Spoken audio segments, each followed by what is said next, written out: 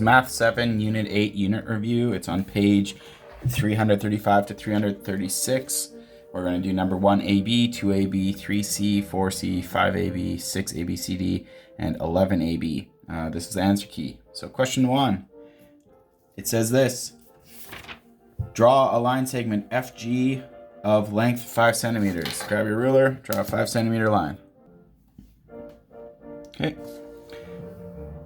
That's A. Done. And we'll label it FG, is what they say. Part B says mark a point H above FG. Draw a line segment parallel to FG that passes through point H. So just pick a random point here. I'm going to pick right here. I'm going to label it H. All right.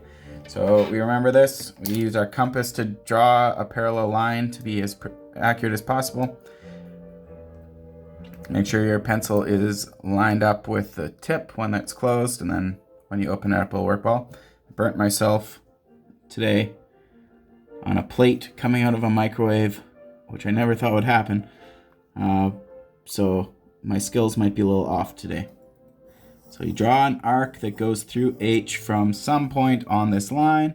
Then you're going to lift it up, put it where it crossed over with line FG, and draw the same size circle or arc. Then you're going to readjust this so that it is to the H, but lift it up and put it where you first drew your circle. And then this point right here, see that point right there? You're going to connect those 2 points. And that will be a parallel line segment. So we draw little arrows to say that these two are parallel, the same amount of arrow points. And that is question 1A and B. So you get 1 mark for drawing the part A, which was drawing that line. And then you'll get 1 for each circle, 1, 2, 3, and 1 for that, so 4. Question 1 is out of 5 in total. Part B was out of 4. Question 2 says draw line segment CD 12 centimeters long. So let's write 2. Let's draw a line segment 12 centimeters long. This one's a pretty long line. Okay. And we're going to label it CD. So this point at the end is C and this point at the end is D. There's a bunch of points along here. In fact, infinite. It says mark a point E above CD. So I'm just going to pick a random point E right there. Doesn't matter where you put yours. Draw a line segment perpendicular to CD that passes through point E. Label point F where the line segment intersects CD. So parallel was this first question. Perpendicular is the 90-degree angle, right? Where this point would be the same rotation as to either way, just opposite directions. Now the trick for this is to just pick some random point on here that you're going to stick the compass. Then you're going to extend it so it goes through E. Okay, and then we just draw a big arc or circle all the way around. Then you take your compass, put it where this circle intersected or arc intersected, and line it up with E. And you're just going to swivel it around like so. And then connect where they intersect with a pencil.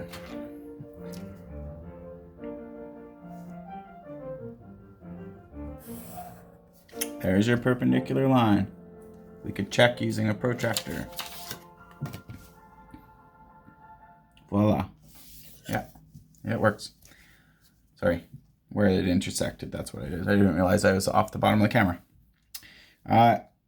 So part A was to label this was out of 1, labeled 12 centimeter long line. Part B said to do this, what we've done so far. So 1 arc, 2 arc, and a line through point B, E, I mean, would be 3. But then it also says label point F where the line segment intersects CD. So right here would be point F. So I'm going to give a mark for doing that part and following the instruction. So this is out of 5 for question 2. Next is 3C. We're going to skip a couple. You could do the other ones too if you'd like. But it says here, draw a line segment EF. Okay, let's just draw a line segment EF. It's going to be from 7 to 13, which would be 6 centimeters long. Okay, we'll label it EF. It says use a ruler and compass to construct the perpendicular bisector. So, trick for this is to put it at one end, the pin at one end, so at F, and make sure it extends past halfway, and draw a big arc. Oh, should be good enough. And then put it at the end E, and draw a big arc. Make sure you don't change the sizes of it. If you change the sizes, you'll still get a perpendicular line, but bisector, remember bisect means to split in half. So, or into 2 equal portions, so we'll do that. Let's just check it's 90 degrees. It is. And if it is truly a bisector, it should line up with half of the length. And it lines up with half the length. Yeah, we got 6 centimeters, and this is 3. So we succeeded. So 1 mark for drawing the line EF, 1 mark for each of these arcs, 1 mark for the perpendicular line, the fact that it's perpendicular, and then another mark for it being truly the 3 centimeters. Okay, so 1, 2, 3, 4, 5. This is out of 5 again. So the first 3 questions on here have been out of 5. 4C says draw obtuse angle GHJ, which is equal to 100 degrees. Use a ruler and compass to construct the angle bisector. Okay, so we're doing an angle bisector now. So we need to make an angle that is 100. So I'm just going to put a circle here, or a dot here. I'm going to line up my protractor perfectly with that blue line. Put one here. I'm going to go to 100, which would be right here. Some of you might be like, but that's 80. Remember, we start at 0. We didn't start at 180. We started at 0, which is this inside arc, which goes to 100 there. If you wanted, you could also start over here at 0 and do the backwards and come to 100. That works as well. And then to draw the angle, just connect these dots.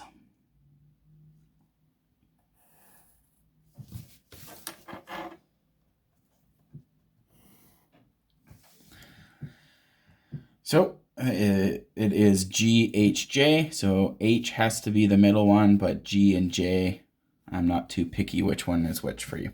All right, so then we need to use a ruler and compass to construct an angle bisector. So simply, first, take this, put it on point H,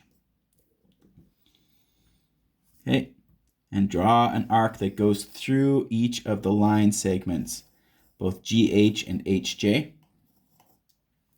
Lift it up. If you adjust it now to different size, that is actually okay.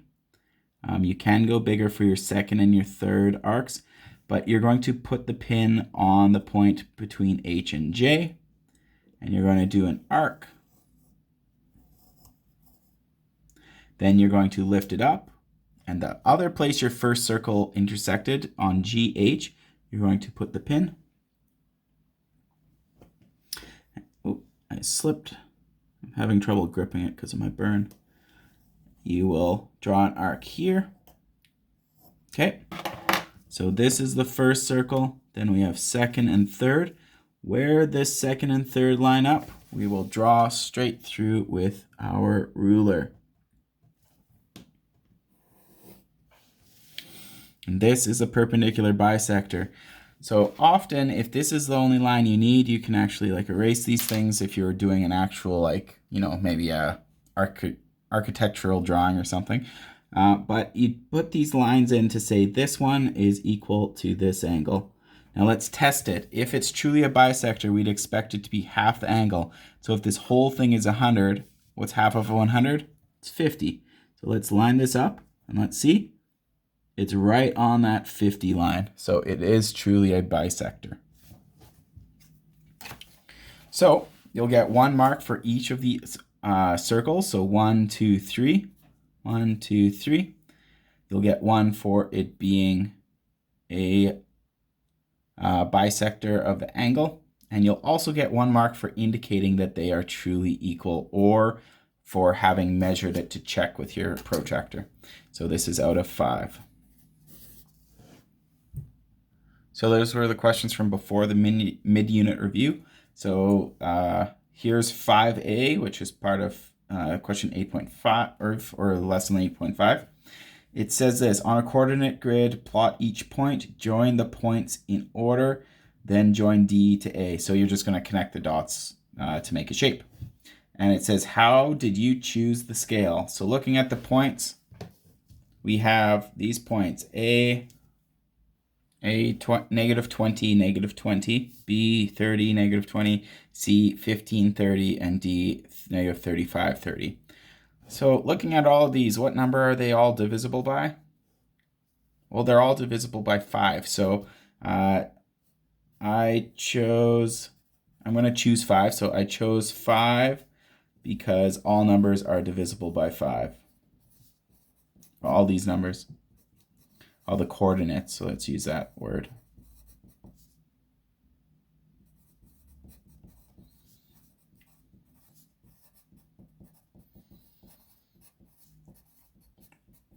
And which is the biggest of these numbers? Negative 35. So 7 times 5 is 35. So I need to do 7 squares up and down, left, right.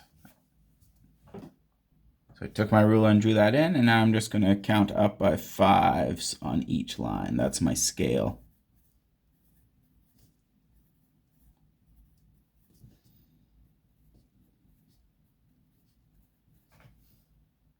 All right, so positives up, then negatives down. Positive rights, negatives left. So we chose our scale is 5. That's 1 mark, right? Just why did you choose the scale?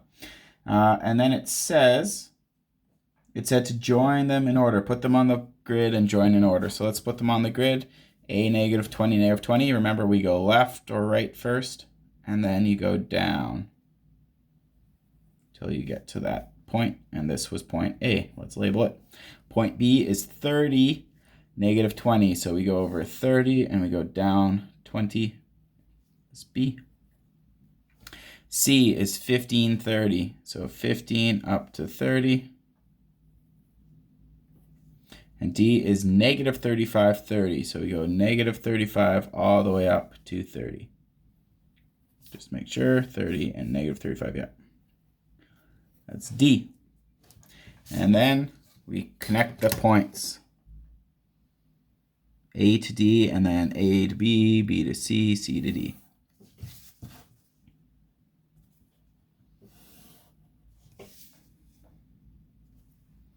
Voila, we have a shape.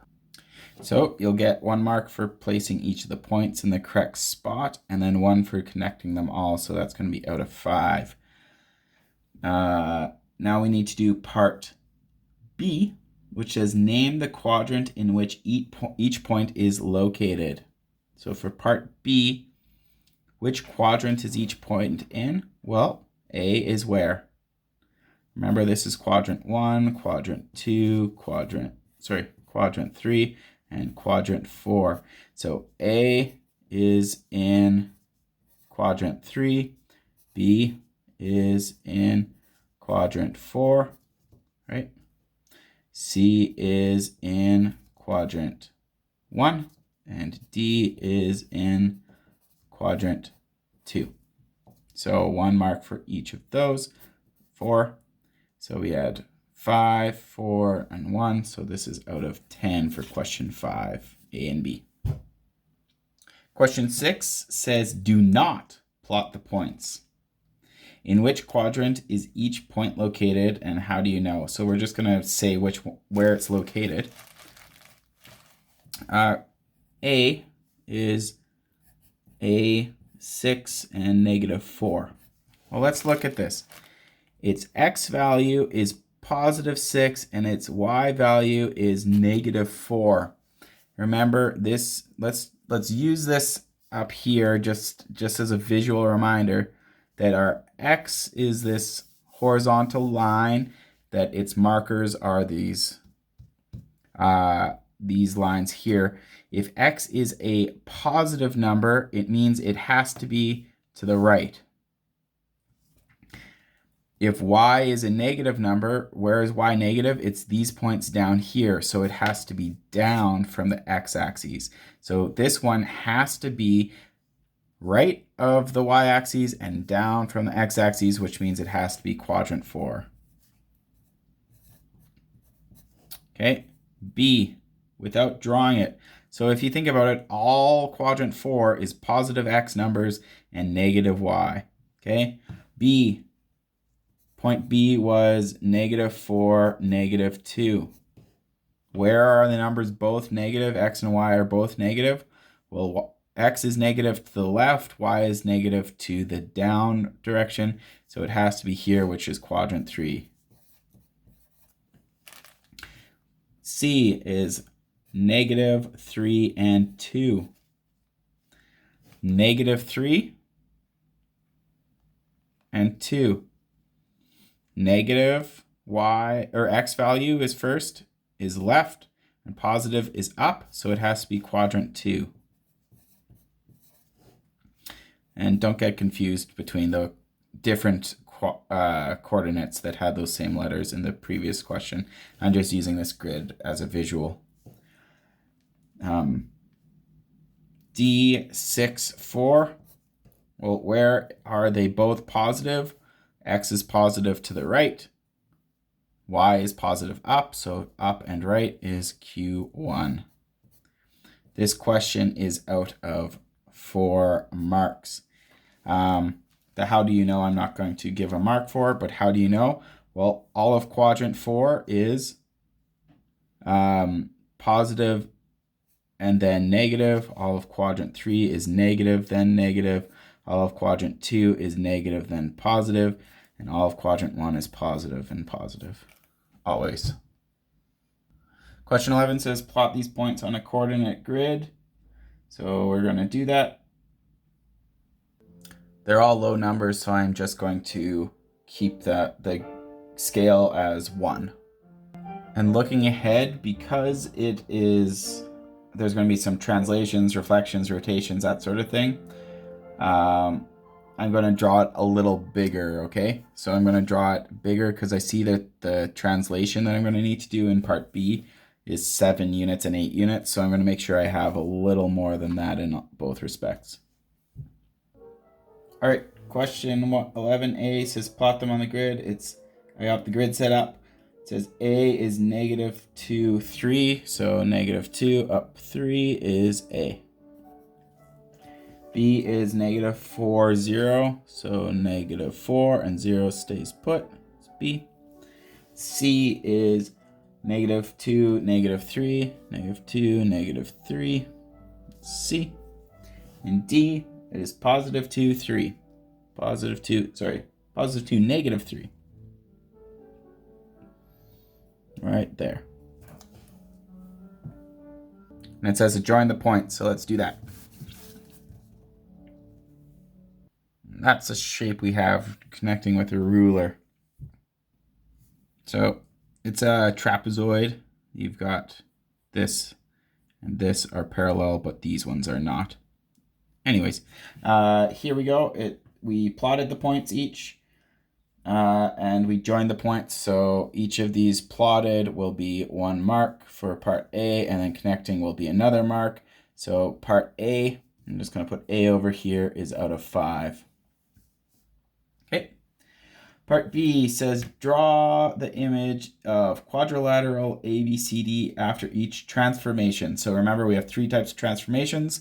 There's translations, there's reflections, and there's rotations.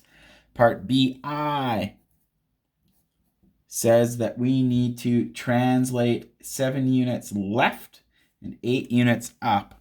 So each of these points, we're going to move 7 units left and 8 units up. So let's count it out. 1, 2, 3, 4, 5, 6, 7. 1, 2, 3, 4, 5, 6, 7, 8. There's A. B.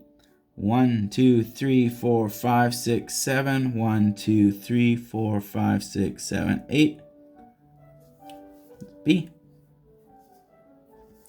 Another way you could do this is just count how different these are, right? 1, 2, 1, 2, 3, and you could go 1, 2, 1, 2, 3. Which if we did it the other way, C is 1, 2, 3, 4, 5, 6, 7. 1, 2, 3, 4, 5, 6, 7, 8. It's still that same spot. And I'm going to call these A prime, B prime, and C prime. D is just 4 over from there, right? 4 over, and we could check again. 1, 2, 3, 4, 5, 6, 7, 8. 1, 2, 3, 4, 5, 6, 7. It would be the same spot.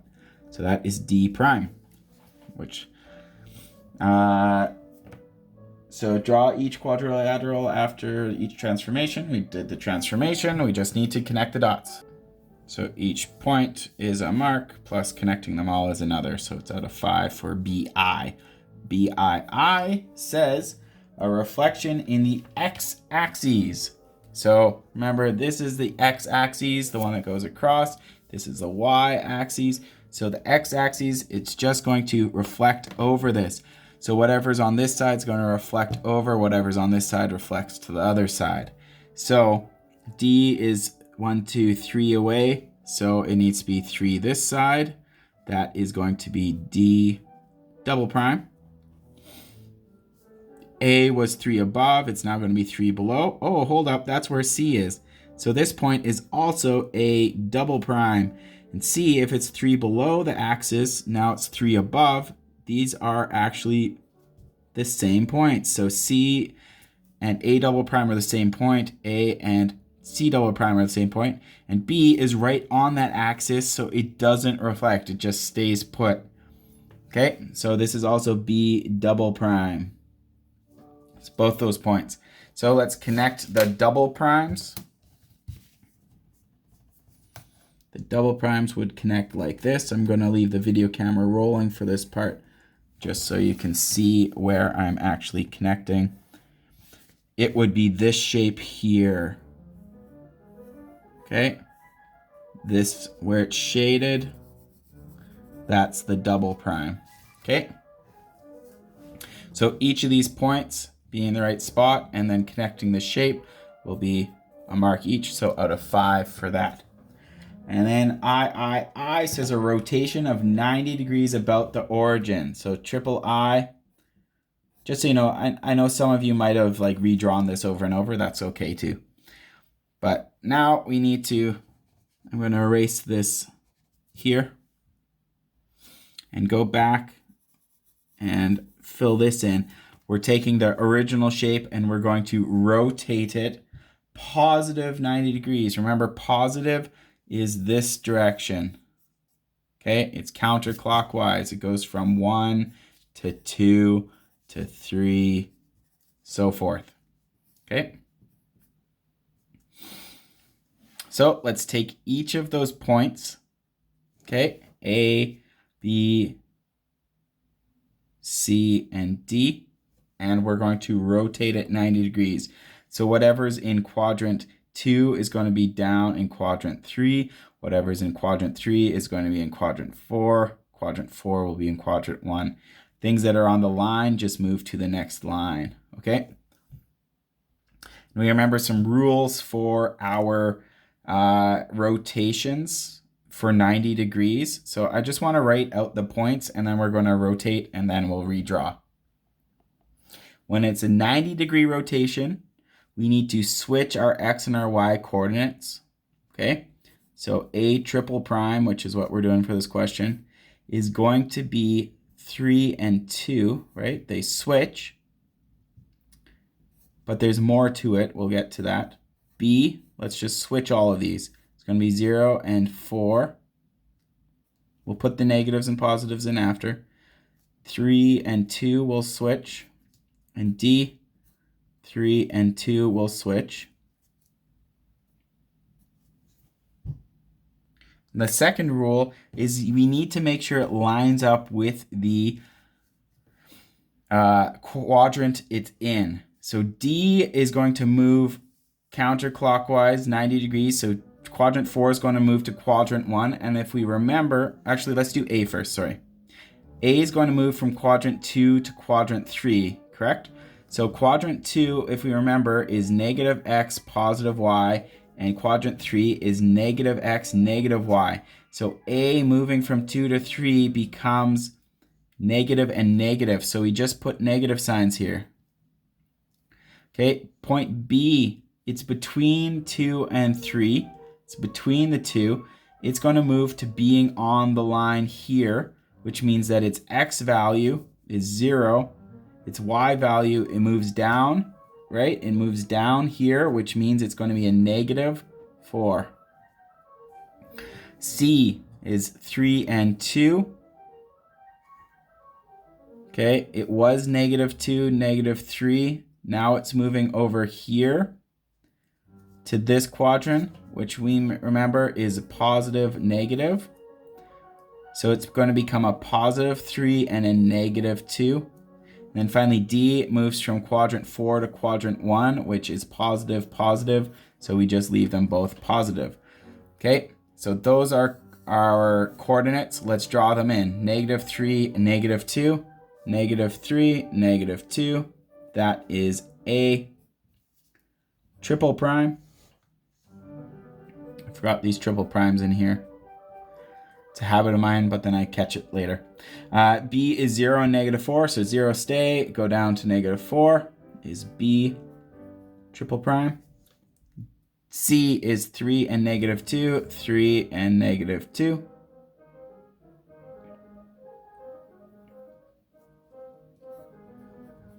And D triple prime is 3 and 2, 3 and 2.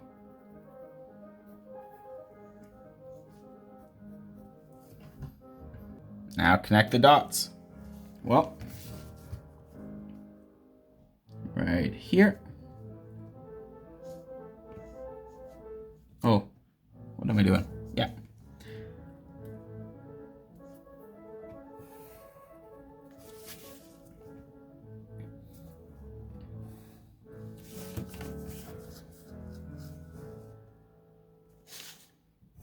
Just the triple primes are getting connected.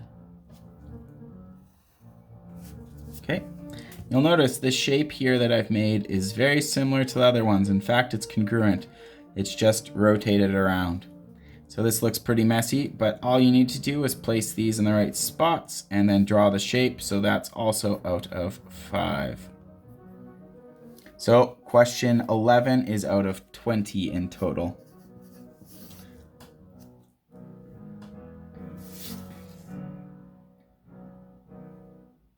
To add it up, we've got 5, 5, 5, that's 15. Another 5 is 20. Another 10 is 30. These 20 is 50, and 54 is what this is out of.